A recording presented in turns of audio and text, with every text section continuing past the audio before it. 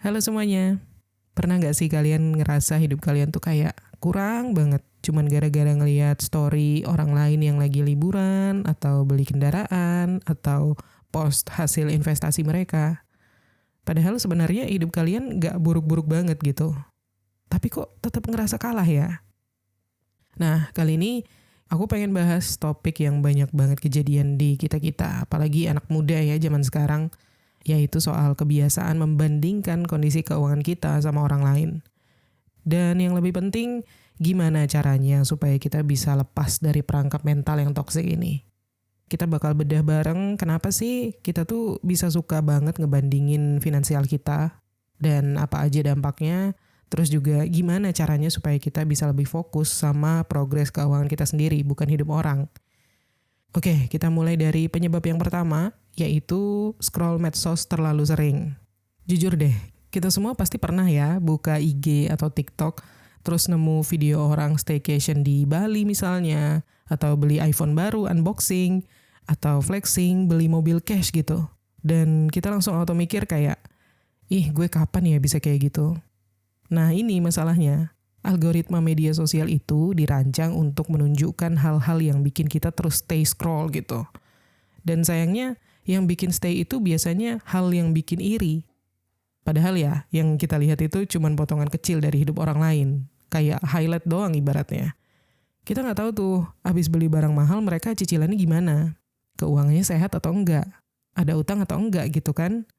Tapi karena otak kita udah terlatih untuk ngebandingin terus, comparing terus, akhirnya kita tuh ngerasa kekurangan.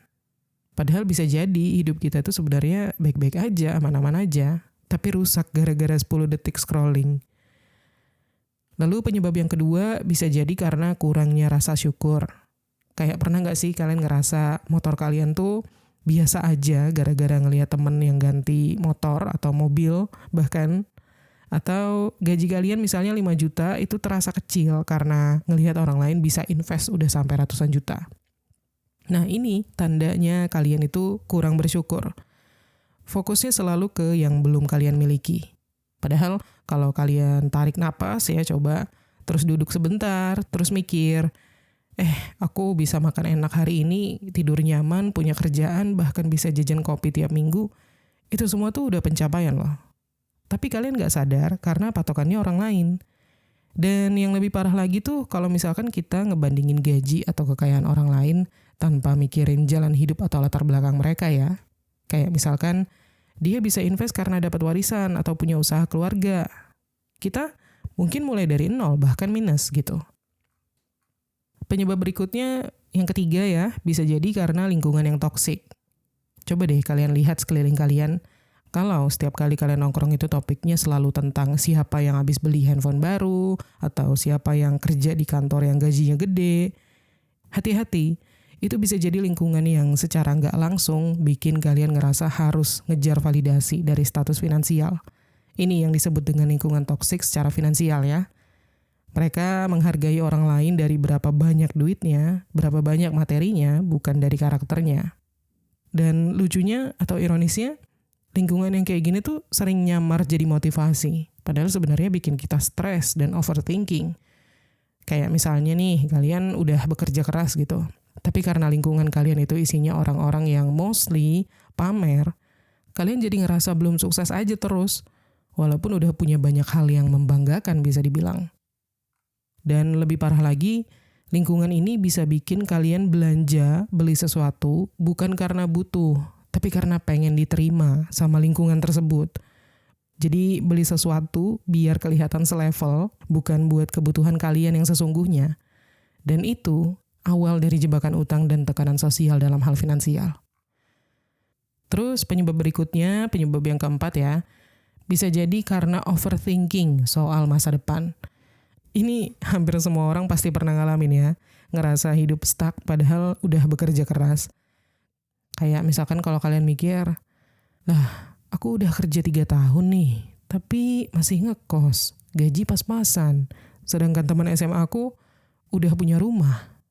Atau, aku udah mengatur keuangan, udah nabung, bahkan invest, tapi kok hidup gini-gini aja ya? Akhirnya kalian ngebandingin terus. Karena ngerasa orang lain lebih cepat dapat hasil, Padahal ya hidup itu bukan lomba. Dan kadang hasil itu datang dengan timing yang beda-beda. Nah, yang perlu dipahami adalah gak semua progres itu kelihatan dari luar. Ada yang baru ngerasain hasil kerja kerasnya setelah 10 tahun, ada yang bahkan 20-30 tahun. Ada juga yang memang dapat privilege lebih dulu gitu ya. Jadi semua orang itu progresnya beda-beda dan gak semuanya kelihatan dari luar. Lalu, kemungkinan penyebab yang kelima adalah karena standar sukses yang sempit. Kita hidup di zaman yang dimana sukses itu seringkali disederhanakan jadi satu hal, uang. Kalau punya uang itu artinya sukses gitu. Kalau belum kaya itu artinya gagal. Padahal ya kenyataannya sukses itu punya banyak bentuk kan.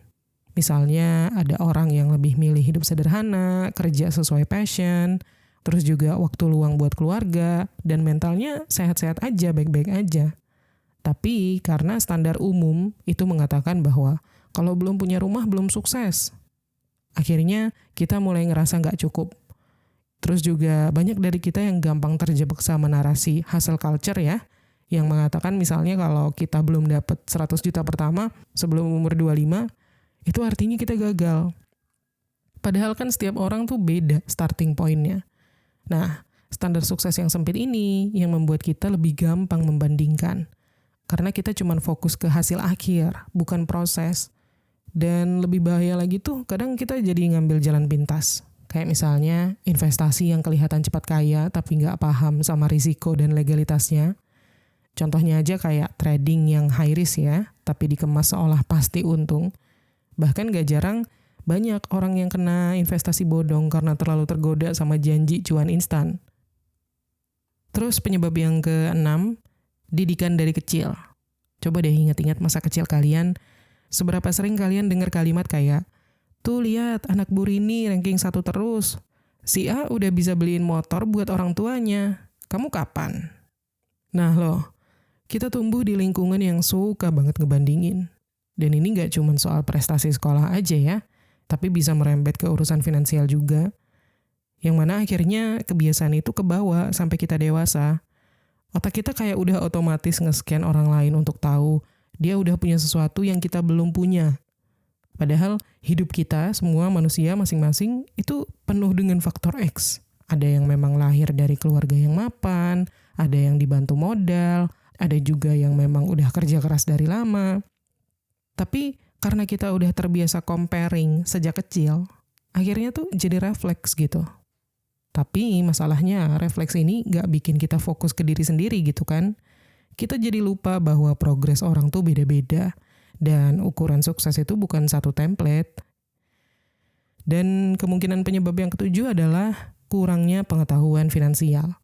Ini salah satu penyebab yang paling umum sebenarnya. Banyak dari kita yang gampang kagum, terpesona sama orang yang pamer kekayaan di medsos gitu ya. Tanpa kita tahu latar belakangnya itu apa. Lihat orang lain naik mobil mewah, kita langsung mikir, wah enak banget hidupnya. Padahal kan bisa aja itu mobil leasing. Cicilan mepet atau bahkan dibeli pakai utang konsumtif, kita nggak tahu. Dan karena kita nggak punya pengetahuan finansial yang cukup, kita jadi nggak bisa bedain nih, mana kekayaan yang asli dan mana yang cuman ilusi. Contoh yang paling sering kayak misalnya, ada orang pamer return investasi 30% dalam 3 bulan. Nah, karena kita nggak ngerti soal risiko, soal likuiditas, ataupun legalitas, kita langsung FOMO dan ikut-ikutan. Padahal ya, bisa jadi itu investasi bodong. Atau bisa juga dia nggak cerita kalau sebelumnya dia rugi 70% misalnya. Atau malah bisa juga dia tuh pakai dana utang untuk trading demi kelihatan keren. Kebiasaan membandingkan kondisi keuangan sama orang lain tuh memang kelihatan sepele. Kayak cuman lihat-lihat doang gitu. Tapi efeknya tuh bisa memperlambat bahkan merusak perkembangan finansial kita sendiri loh. Kayak misalkan nih, kita jadi nggak fokus sama target keuangan kita sendiri. Kalau misalkan kalian terlalu sibuk ngeliatin pencapaian keuangan orang lain terus, kalian bakal bisa kehilangan arah. Misalnya, tadinya kalian udah punya target buat lunasin utang atau nabung dana darurat gitu. Jadi ke distract karena ngelihat teman udah beli mobil atau beli saham luar negeri misalnya. Akhirnya kalian ganti haluan, ikutan gaya hidup orang lain, padahal itu belum waktunya buat kalian. Ujung-ujungnya, gagal fokus, target keuangan kalian mundur, bahkan kacau bubar jalan gitu, alias nggak jadi. Lalu efek yang kedua, bisa jadi kita itu terjebak sama gaya hidup pamer, alias flexing, demi nggak ketinggalan. Kayak kita jadi ngerasa, gue juga harus kelihatan keren nih, kelihatan kaya, kelihatan mampu, biar nggak kelihatan kalah sama orang lain. Akhirnya kita mulai terpaksa beli barang atau beli sesuatu yang sebenarnya nggak kita butuhin hanya supaya orang lain ngelihat kita. Bayangin uang yang harusnya bisa kalian invest atau buat dana darurat malah habis buat gaya. Padahal orang yang kalian tiru itu belum tentu juga beneran kaya gitu kan. Bisa jadi ya sama aja, cuman beda di cara ngepostnya. Lalu efek yang ketiga, merasa selalu kurang. Akhirnya nggak pernah puas. Kita bisa kehilangan rasa cukup, padahal mungkin posisi keuangan kita tuh udah lebih baik dari tahun lalu, misalnya. Tapi karena ngelihat orang lain lebih kaya, lebih berada, lebih sering upgrade gadget, kita jadi mikir, aduh, aku masih belum apa-apa nih. Padahal kenyataannya, kita udah banyak progres. Problemnya tuh cuman kita nggak melihat ke belakang untuk refleksi. Kita cuma ngelihat ke atas terus. Terus juga kemungkinan efek yang keempat, jadi takut ambil keputusan finansial yang sesuai sama kebutuhan sendiri. Misal, kalian sebenarnya pengen buka bisnis kecil-kecilan gitu ya, tapi karena ngelihat teman-teman kalian semua sibuk investasi di saham, di reksadana, atau di kripto, kalian jadi ngerasa minder. Padahal mungkin bisnis kecil itu bisa jadi lebih menguntungkan buat kalian sekarang. Tapi karena udah keburu, ya itu tadi, ngerasa kayaknya investasi doang yang keren gitu, akhirnya kalian nggak jalanin ide yang sebenarnya cocok buat kondisi kalian sendiri. Dan kemungkinan efek yang kelima adalah keburu ngejar untung, tapi nggak belajar ilmunya. Ini yang sering banget kejadian. Karena ngebandingin, kita tuh jadi ngerasa harus buru-buru juga dapat hasil kayak orang lain gitu. Yang mana akhirnya kita ikut-ikutan investasi, bahkan yang kita nggak ngerti sama sekali. Terus begitu rugi, kita menyalahkan nasib. Padahal investasi itu butuh belajar dulu kan, pelan-pelan. Nah, berarti kan sekarang PR-nya adalah gimana caranya berhenti membandingkan kondisi keuangan kita sama orang lain gitu ya. Oke, mari kita bahas satu persatu. Cara yang pertama adalah kurangi konsumsi media sosial tanpa filter. Jadi, sekali lagi, media sosial itu sering jadi tempat orang pamer highlights, tapi jarang banget menunjukkan realitanya. Dan semakin sering kita mengkonsumsi konten yang kayak gitu, maka makin gampang juga kita ngerasa keuangan kita itu kurang terus. Padahal kan ya belum tentu kita benar-benar kurang. Kita cuma terjebak sama perbandingan yang gak apple to apple. Makanya unfollow akun-akun yang bikin kita insecure, apalagi yang isinya cuma pamer gaya hidup mewah aja tanpa konteks, itu bisa jadi salah satu solusi. Coba ganti feed kalian jadi isinya akun-akun finansial yang edukatif misalnya, atau motivasi hidup, ataupun konten-konten inspiratif yang bisa ngajak kalian berpikir, bukan minder. Next, cara yang kedua, sadari bahwa semua orang punya highlight reel. Kita tuh sering lupa kalau yang kita lihat di media sosial itu hanya cuplikan terbaik dari hidup seseorang. Orang bisa upload foto liburan ke Eropa, ke Korea, ke Jepang. Tapi kita nggak tahu nih, dia pulang-pulang harus bayar cicilan kartu kredit berjuta-juta misalnya. Atau ya bisa jadi dia dapat sponsor, atau itu trip kantor, atau bahkan cuma numpang foto. We never know. Yang kelihatannya mewah itu belum tentu bebas dari masalah. Jadi memang sebaiknya kita tuh nggak perlu ya bandingin realita hidup kita yang kita tahu 100% dengan cuplikan editan orang lain yang kita nggak ngerti latar belakangnya itu seperti apa. Dan ini juga berlaku buat urusan finansial ya. Misal kalian lihat ada orang cerita soal cuan dari investasi, itu belum tentu dia ceritain juga waktu dia rugi. Apalagi kalau investasinya di tempat-tempat yang nggak sesuai prinsip kalian ya, kayak misalkan investasi riba, misalnya deposito konvensional atau pinjaman uang lewat platform peer-to-peer lending dengan bunga yang tinggi.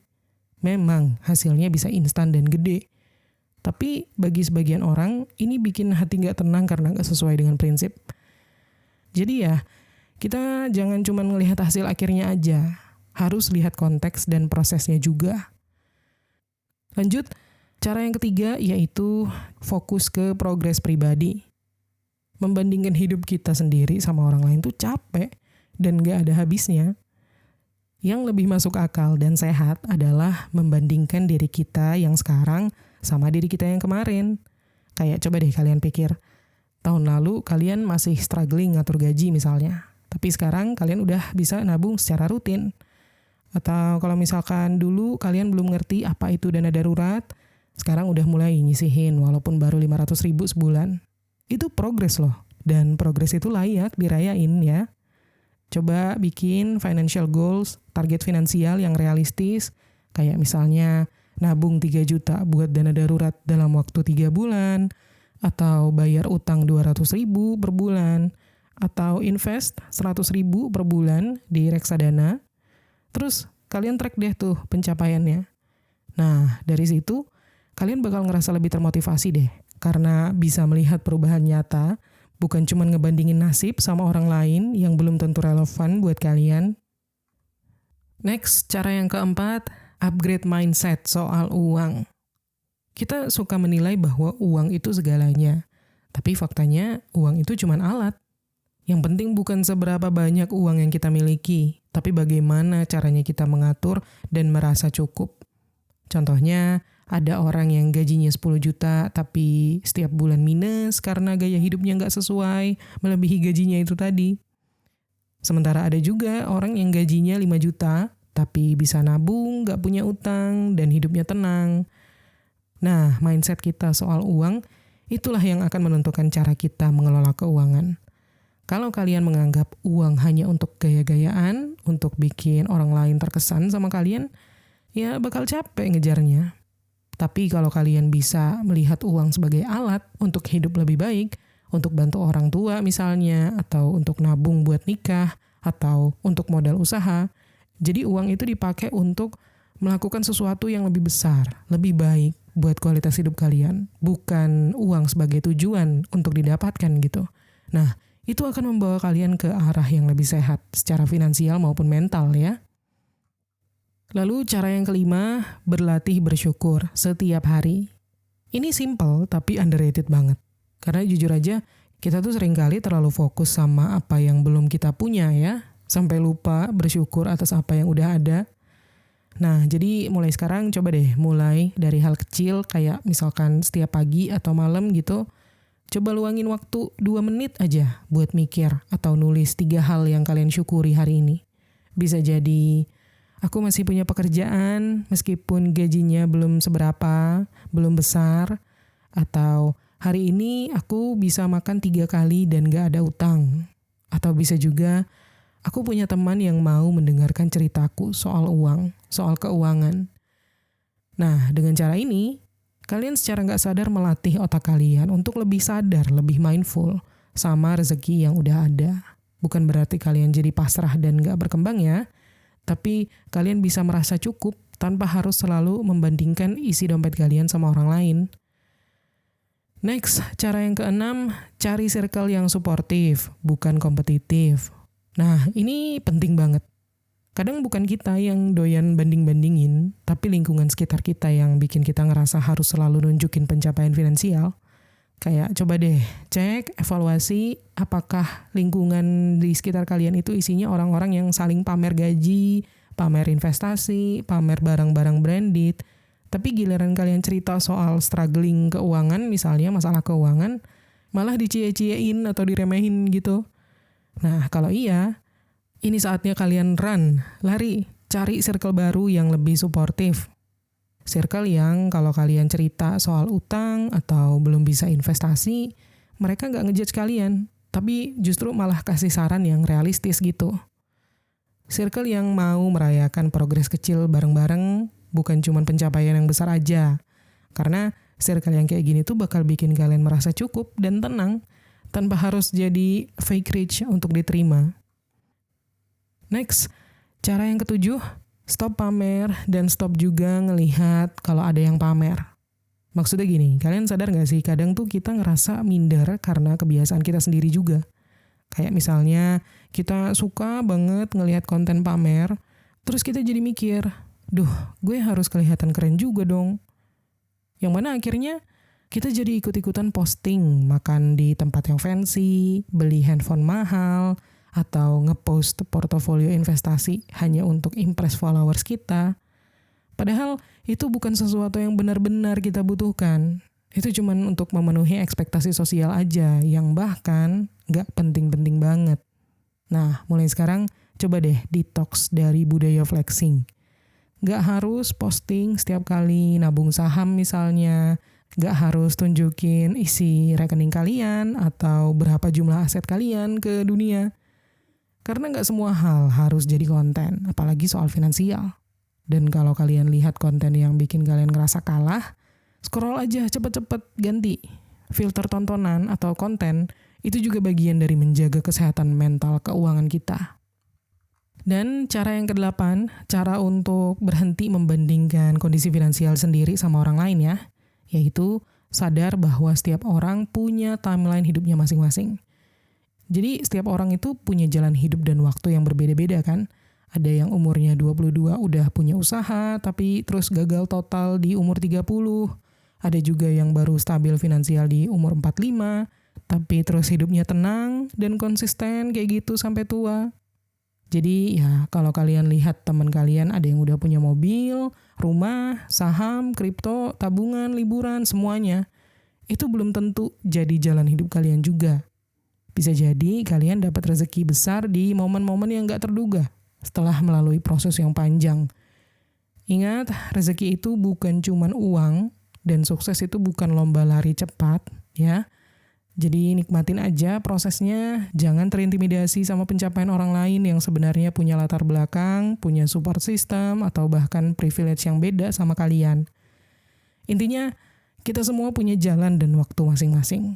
Ada yang cepat, ada yang pelan, tapi semua bisa sampai tujuan kalau kita tetap jalan dan gak sibuk nengok kanan kiri terus, alias ngebandingin kondisi kita sama orang lain. Tarik dari kalian pelan-pelan, fokus ke growth kalian sendiri. Karena percuma ya kalau kalian tahu isi rekening orang lain tapi lupa ngelola punya sendiri. So, jaga keuangan kalian, jaga pikiran kalian, dan jangan lupa kalian itu cukup. Proses kalian valid. Oke, segitu dulu untuk episode kita kali ini. Semoga bermanfaat dan terima kasih udah nonton. Kita ketemu lagi di Menuju Kekayaan episode berikutnya.